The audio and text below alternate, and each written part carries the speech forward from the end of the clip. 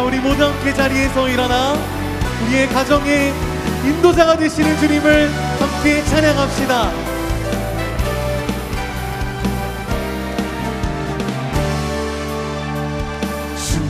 주님의 마음을 본받는 자, 그 맘에 평안이 찾아오는 험악한 세상을 이기니 하늘로부터 임하니로다. 주 모습 내 눈에 안 보이며 그 음성 내 귀에 안 들려도 내 영혼 날마다 주를 만나 신령한 말씀을 배우도다. 주님의 마음 본받아 살면서 그 거룩하신 나도 이루리. 가는 길 거칠고 험하여도 내 맘에 불평이 없어지는 십자가 고난을 이겨내신 주님의 마음 본받으리라. 주 예수 세상에 다시 오신 그날의 무섭고 영화하여 주님의 빛나는 그 영상을 다 함께 보며 주 찬양하리. 주님의 마음 본받아 살면서 그 거룩하신 나도 이루리. 주님의 마음 본받아 살면서 그 거룩하신 나도 이루리. 주의 발자취를 따르니 없이 즐거운 일 아닌가. 맘의 맑은 하늘 열리고 밝은 빛이 비친다. 주의 발자취를 따르니 어찌 행복한 일 아닌가. 맘의 악한 생각 사라져 밝은 마음 싹 든다. 발자취를 따라가자 기쁜 마음으로. 발자취를 따라가자 찬송하며 즐겁게. 주의 발자취를 따르니 어찌 든든한 일 아닌가. 맘의 두려움은 사라져 새로운 일 솟는다. 발자취를 따라가자 기쁜 마음으로. 발자취를 따라가자 찬송하며 즐겁게. 발자취를 따라가자 기쁜 마음으로. 발자취를 따라가자 찬송하며 즐겁게. 찬송하며 즐겁게. 찬송하며 즐겁게. 할렐루야.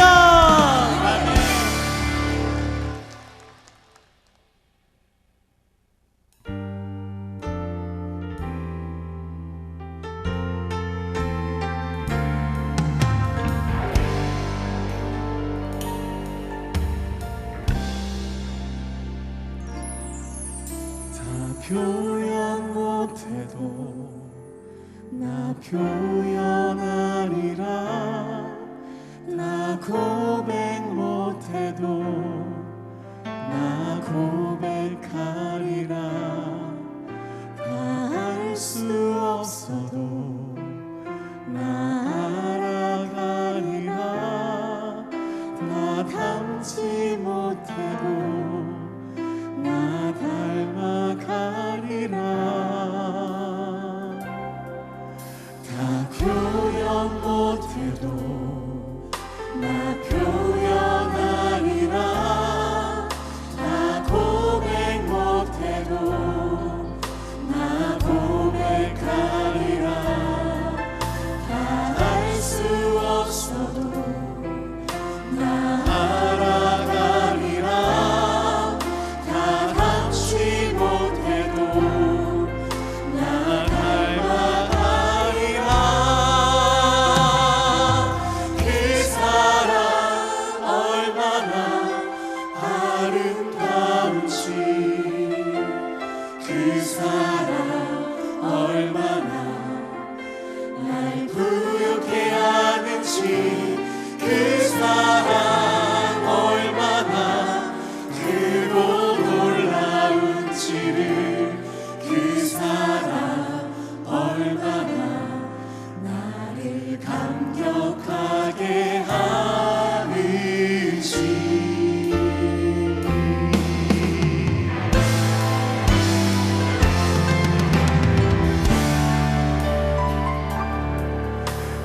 표현 못해도 나 표현하리라.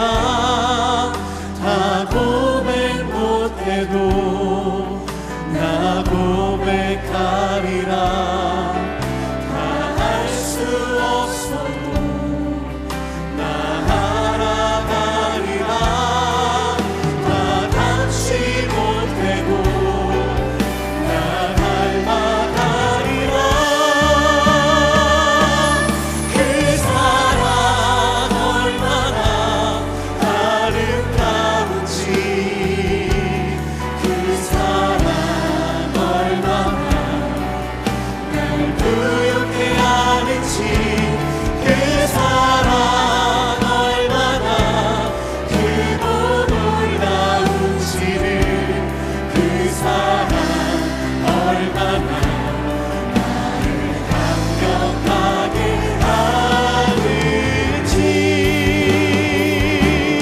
그 사랑 얼마나 아름다운지, 그 사랑 얼마나 날 부욕해 하는지, 그 사랑 얼마나 크고 놀라운지를, 그 사랑 얼마나 나를 감격하게 하는지. 예수 닮기를, 예수 보기를, 예수만 높이길 내가 원하네.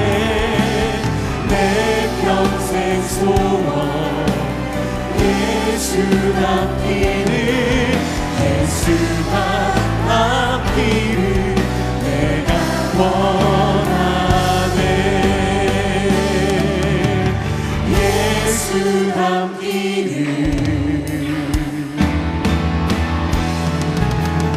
예수 닮기를, 예수 보기를, 예수만 높이길 내가 원하네.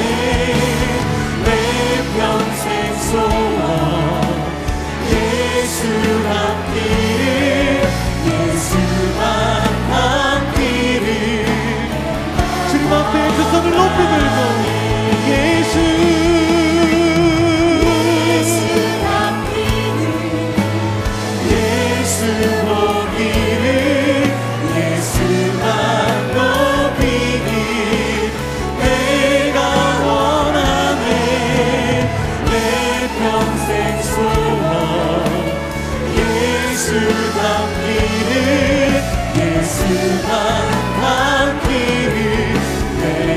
원하네. 예수가 단 길을 내가 원하네.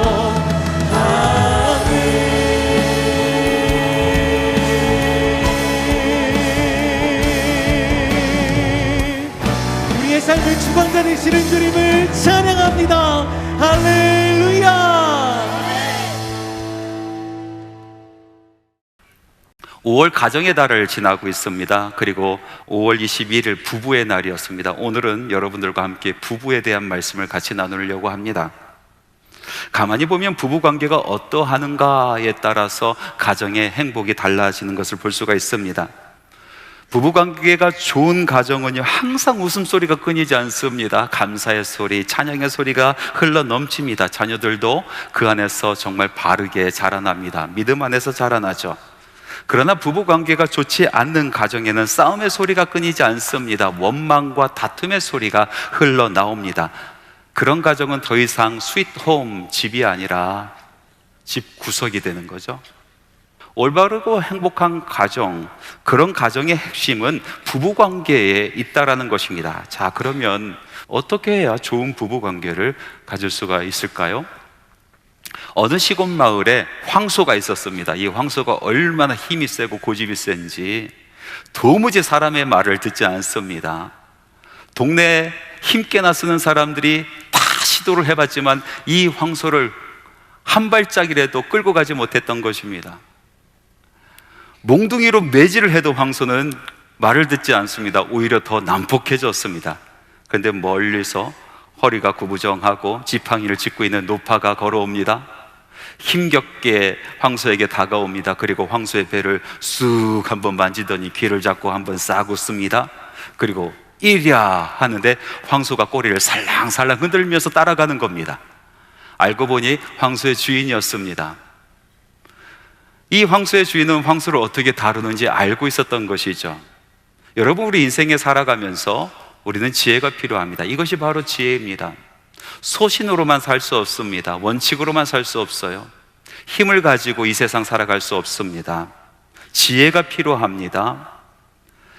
그 지혜로 말미암아 상황에 맞게끔, 상대에 맞게끔 처신을 해야 큰 힘 들이지도 않고 여러 가지 어려운 문제를 해결할 수 있게 되는 것이죠. 예수님께서 제자들을 세상에 보내실 때에 뭐라고 말씀하십니까? 비둘기처럼 순결하고 뱀처럼 지혜로워하라 라고 말씀하고 계십니다. 무슨 뜻입니까? 지혜로워야 하나님의 나라, 하나님의 뜻을 펼쳐낼 수 있다라는 그런 말씀입니다. 부부관계 속에서도 지혜가 필요합니다. 힘으로 되지 않아요. 소신으로 되지 않습니다. 원칙으로 되지 않습니다. 지혜가 있어야 됩니다.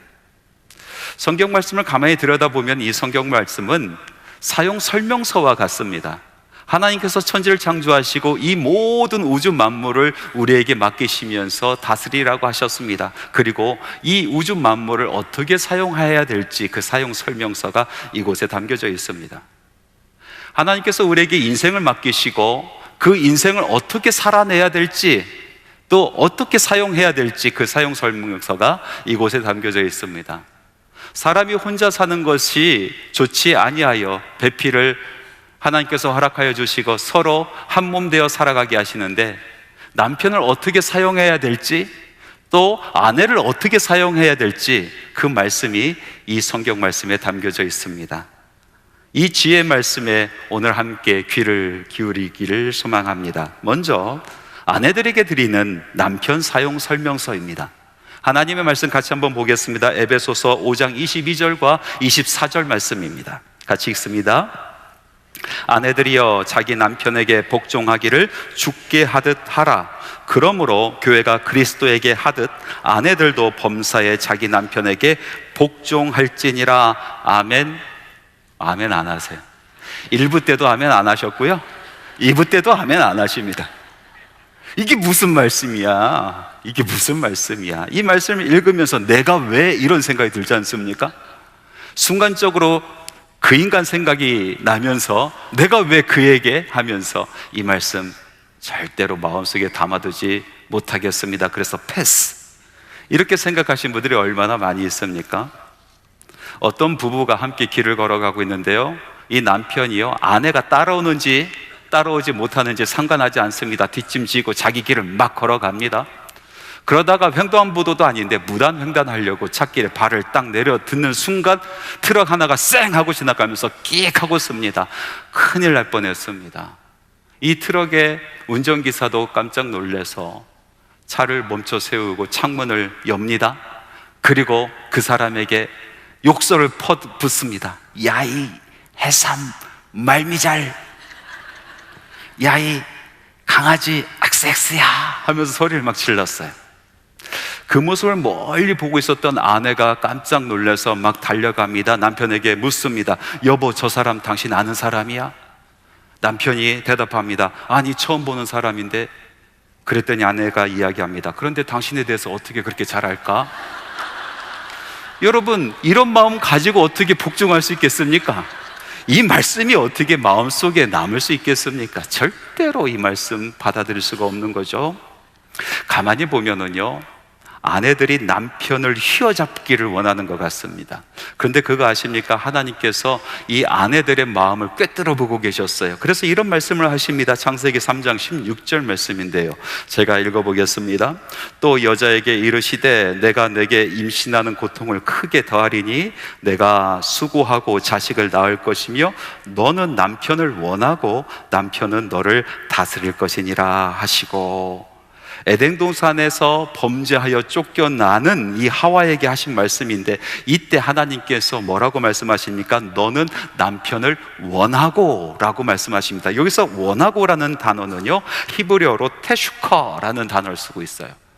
이 테슈커라는 단어는요, 구약 성경에서 딱 3번 나오는데요, 오늘 이 말씀과 또 한 번 나오는 말씀이 창세기 4장 7절에 나와요. 하나님께서 가인에게 말씀하실 때 이런 말씀을 하십니다. 죄가 너를 원하고 라고 말씀하십니다.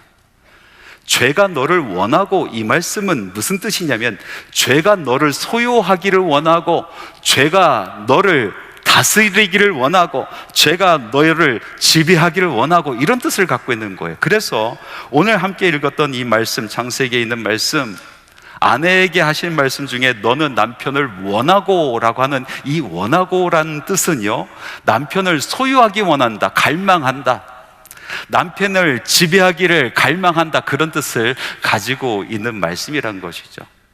가만히 보면 아내들은 남편을 소유하기를 원합니다. 남편을 지배하려고 합니다. 하나님께서는 그것을 잘 꿰뚫어 보시고 그렇게 하지 마, 절대로 소유되지 않아, 절대로 지배할 수가 없어, 그 마음, 그 갈망의 마음을 포기해야 집안이 평안해진단다, 이렇게 말씀하고 계시는 거예요.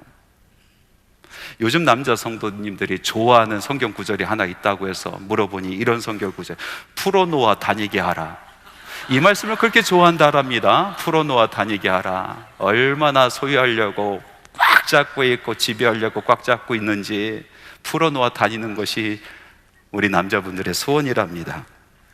저도 남자지만요, 남자들 참 다루기 쉽습니다. 간단해요. 생각하는 것보다 참 쉽습니다. 단순합니다. 남자들은 무시하면 삐뚤어져 나갑니다. 그런데 존중하여 세워지고 칭찬하면요, 완전히 달라지는 인생을 살아가요. 권위를 인정해주지 않으면요, 아무 일도 안 하려고 합니다. 그러나 그 권위를 인정해주고 세워주면요, 자기 뼈가 부러지는 것도 모르고 그 일을 해냅니다. 이렇게 다스리기 쉬운 종이 어디 있습니까? 너무 쉽지 않습니까? 말씀해 보니까 아내는 복종함으로 섬기라라고 말씀하고 있습니다. 교회가 예수님께 하듯 복종하라 라고 말씀하십니다. 이 말씀에서 복종이라는 단어, 이 단어를 우리가 잘 알아야 됩니다. 오해하지 마시기 바랍니다. 이 복종이라는 단어는 헬라어로 후포타소마이라는 단어를 쓰고 있는데, 번역하면 자발적인 양보를 이야기하는 겁니다. 자기 주장이 있습니다. 자기 생각이 있습니다. 자기의 계획도 있고 뜻이 있습니다. 그러나 덮어두고 자발적으로 양보해 주는 것을 후포타소마이, 한글로 번역했을 때 복종이라고 이야기하는 것이죠.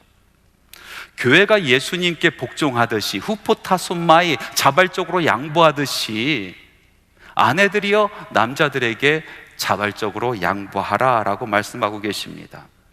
여러분 생각해 보십시오. 교회가 우리 주님께 어떻게 자발적으로 양보합니까? 예수님께서 베드로를 부르시고 깊은 곳에 그물을 내리라고 말씀하실 때에 베드로는요, 밤이 새도록 그물 그곳에 내렸습니다. 그런데 예수님께서 말씀하셨거든요. 그래서 베드로가 고백합니다. 내가 밤이 새도록 이곳에 그물을 내려서 한 마리도 잡지 못했습니다. 그렇지만 말씀에 의지하여 내가 순종하리라 라고 말씀하고 그곳에 그물을 내리지 않습니까? 이것이 교회가 예수님께 복종하는 그 복종의 의미 아니겠습니까? 자발적으로 양보하는 겁니다. 나의 경험이 있어요, 나의 생각이 있어요, 나의 뜻이 있어요. 그러나 덮어두고 주님을 사랑하니, 주님을 존경하니 내가 한번 따라가 보겠다라는 것입니다. 가만히 보면은요, 부부간에 문제가 생기는 것은 서로 양보하지 않기 때문에 그렇습니다. 치킨 게임이라고 하지 않습니까? 서로 자존심 싸움을 합니다. 처음에는 무엇이 맞는지 그런지 그곳에 문제가 생겨서 언쟁이 생기다가 나중에는요, 자존심 싸움입니다. 문제는 아무런 문제가 없어요. 그냥 서로 자존심 싸움 하는 거예요. 끝까지 갑니다. 50대 50 팽팽하게 갑니다. 그런데 이 가정이 50대 50 팽팽하게 갔을 때 그 결과는 어떻게 됩니까? 멸망입니다. 가정이 깨어지고 마는 것입니다. 그런데 이것을 살리는 사람이 있어요. 자발적으로 덮어두고 양보하는 사람이에요.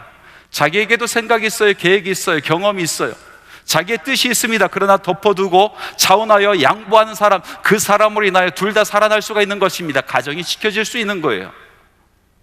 가정이 깨어지지 않는 것입니다. 아내의 역할이 바로 여기 있다라고 말씀하고 계십니다. 가정에서 어떻게 보면 가장 소중하고 가장 중요한 역할입니다. 어떻게 보면 가장 위대한 역할입니다. 결국 가정을 살려내고 가정을 지켜내는 역할이 아내에게 있다라고 말씀하십니다. 남자들은요, 모자라서 이것을 할 수 없어요. 자존심 때문에. 남자들은요, 이 자존심이 꺾이면 모든 것을 잃어버린 줄 압니다. 자존심 꺾이면요, 모든 것을 다 포기해버리는 줄로 생각을 해요. 그래서 이것을 지키려고 끝까지 가는 거예요.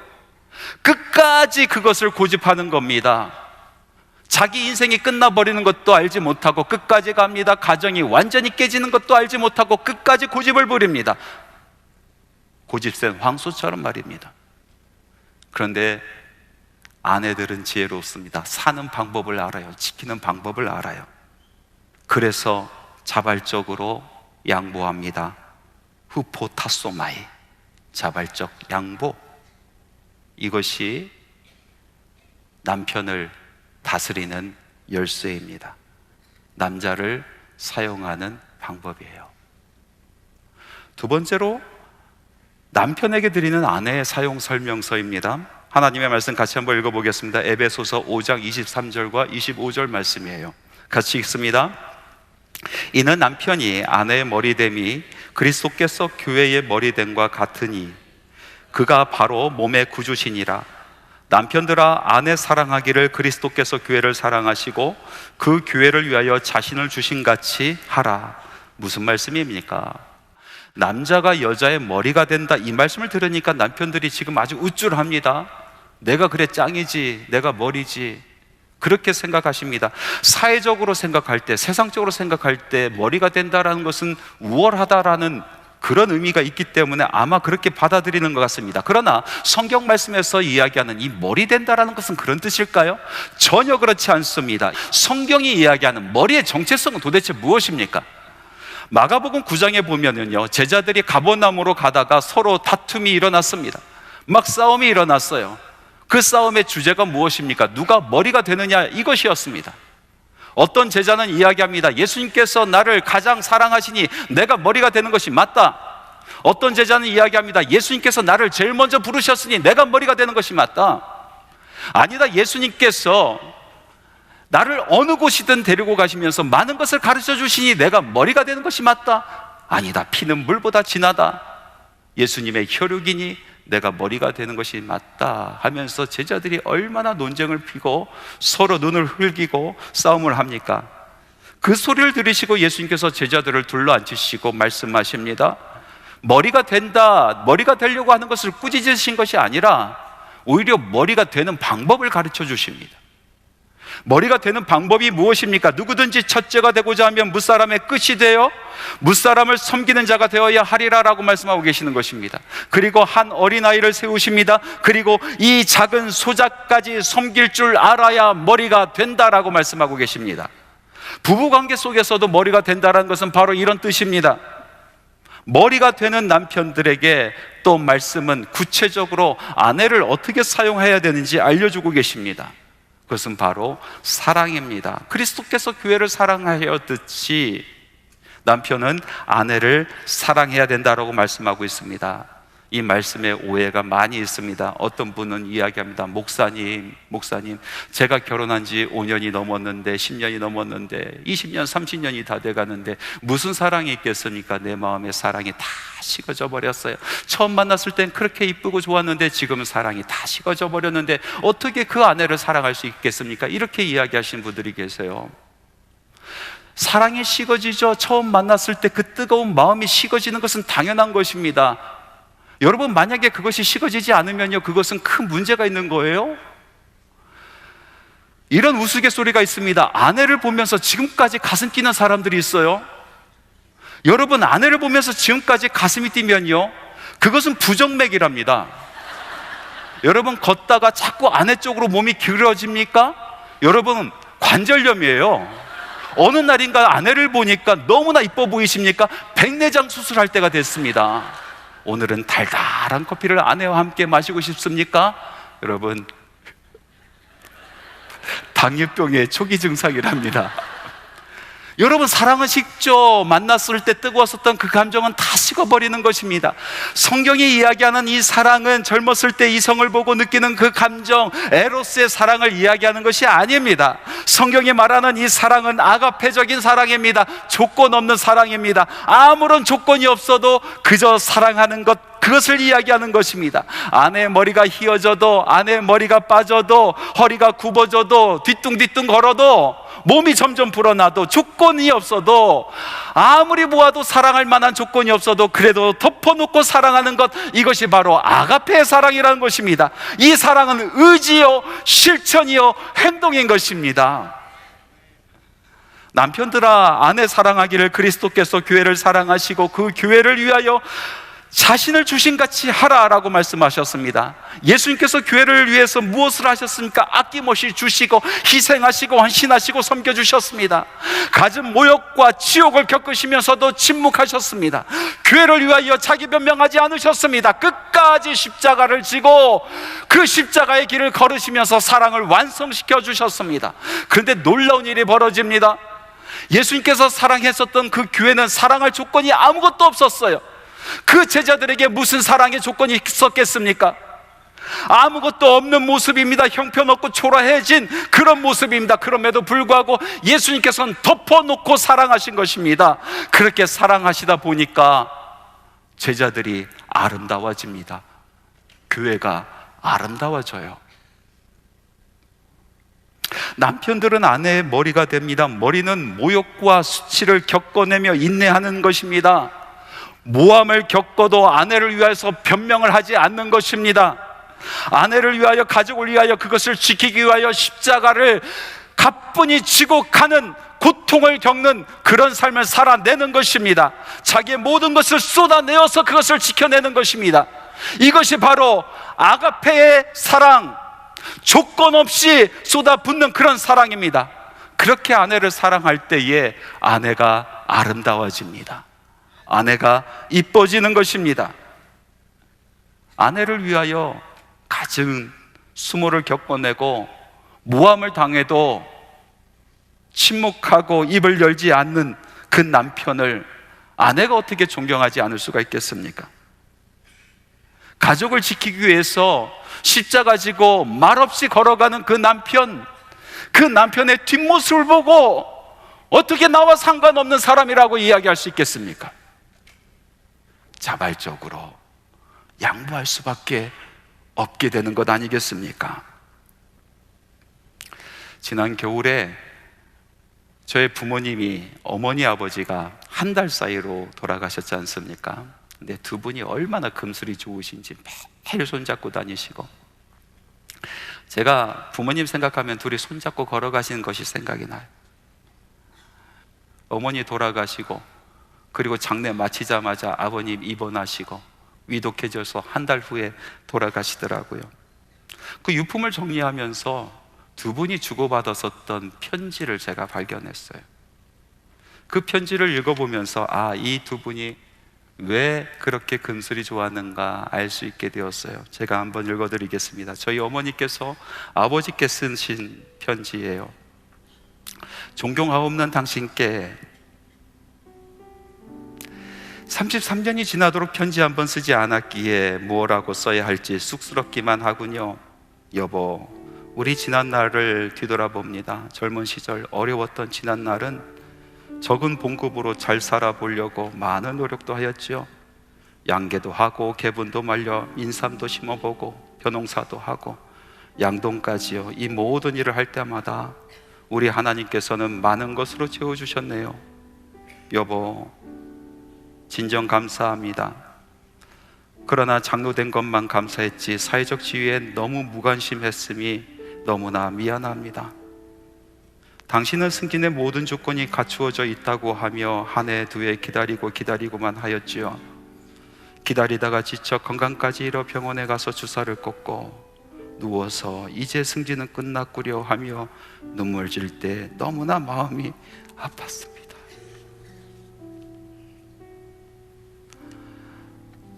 아내의 내조가 반을 차지한다 했는데 치맛바람도 필 줄 모르는 한심한 시골 안악이라 그렇지요. 그러나 하나님은 이 어려움을 잘 참고 견디고 그렇게 하셔서 건강도 다시 회복하여 정년까지 이르게 하셨으니 감사한 일이지요.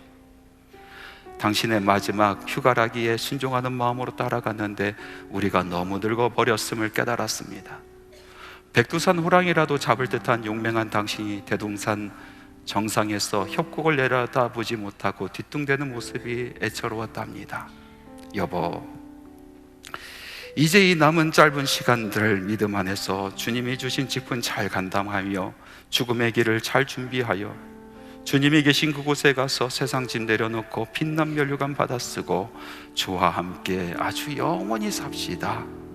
당신의 사랑하는 경옥 올림, 이렇게 쓰셨어요. 아버지께서 그 편지에 답장을 하셨는데요, 아내에게 인생의 동반자인 당신에게 처음 쓰는 편지이기에 호칭도 어색하고 할 말이 너무 많아 어떻게 줄였을까 걱정이구려. 여보, 우리가 1964년 정월에 단칸방에서 사과 개적으로 찬장 삶고 송판으로 어리치고 이불 한 채로 신접살림을 시작했지요. 제일 먼저 사들인 살림이 개다리 소반이었지요. 그 다음에는 김치부세기, TV는 1970년도 당신의 살 때 구입했고 세간살이가 하나 둘 늘 때마다 그것을 매만지고 또 닦으면서 귀히 여기시는 당신은 천사였어. 여보, 당신은 참으로 좋은 사람이에요. 애교는 없어도 진실하고 성실하였어. 직장 생활에 얽매여 항상 바쁜 나날에 세상에 취하여 가정을 돌보지 않던 하숙생 같은 남편을 불평 없이 뒷바라지하였고 박봉에 쪼들리면서 아이들을 밝게 양육하였으며 시부모를 모셔다 구원의 반열에 세우고 총갓집 맏며느리가 재래의식을 추도 예배로 바꿔 눕는 전도자이며 여장부였답니다. 이제 40년간의 공직을 떠날 날도 멀지 않았구죠. 그간에 못한 신방과 문병도 열심히 다니고 우리 둘이서 전도도 하고 좋은 교회 좋은 교인을 위하여 기도의 후견인으로 여생을 마칩시다. 그런데 한 가지 걱정거리가 있답니다. 천국에는 장가도 시집도 아니 간다는데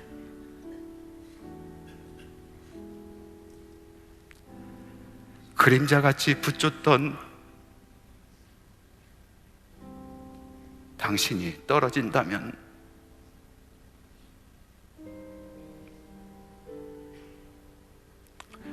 얼마나 섭섭하고 안쓰럽겠어. 그러니 내 손을 꼭 잡으시오.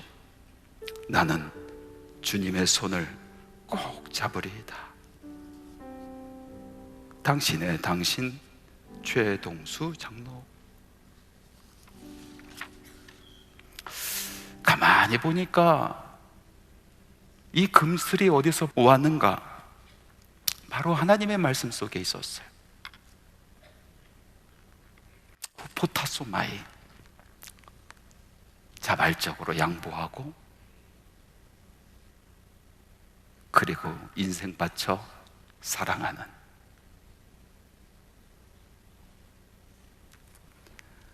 그 영적인 힘이 부부를 하나 되게 합니다. 우리 믿음의 가정, 믿음의 부부들은 같은 생각을 갖고 있을 것입니다. 너무 고맙고 너무 감사하고 참아줘서, 같이 있어줘서, 그리고 덮어놓고 사랑해줘서. 하나님께서 혼자 있는 것을 보시고 좋지 않게 여기셔서 우리에게 배필을 허락하셨습니다. 사랑하는 남편을, 사랑하는 아내를 주셨어요. 성도 여러분, 하나님께서 주신 선물입니다. 사랑하십시오. 덮어놓고 사랑하십시오. 덮어놓고 양보하십시오. 오늘 사랑하는 남편, 사랑하는 아내에게 고백합시다. 여보, 사랑해, 미안해.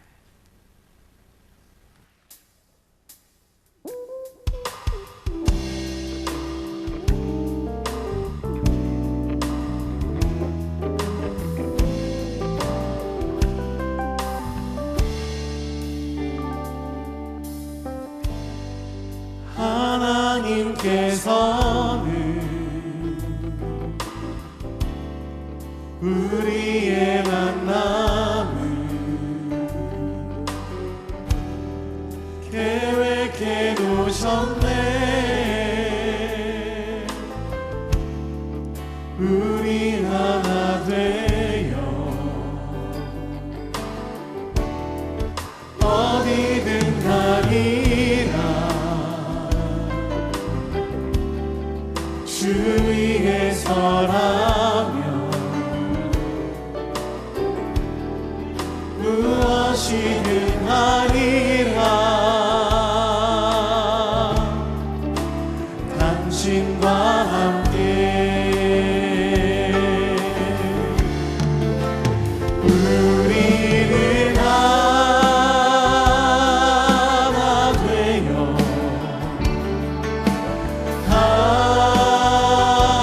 함께 건네 하늘 아버지 사랑 안에서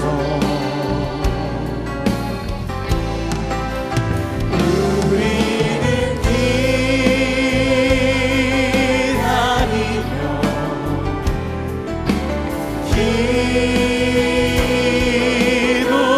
기도하네.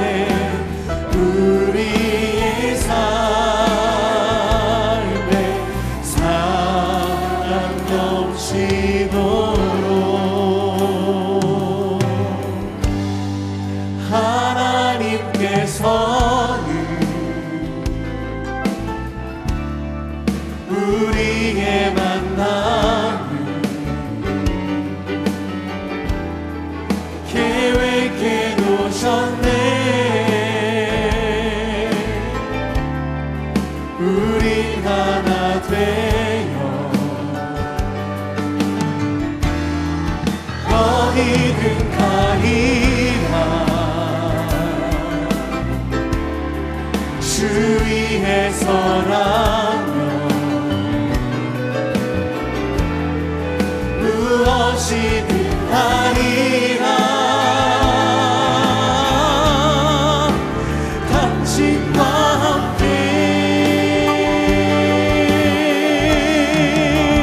우리는 하나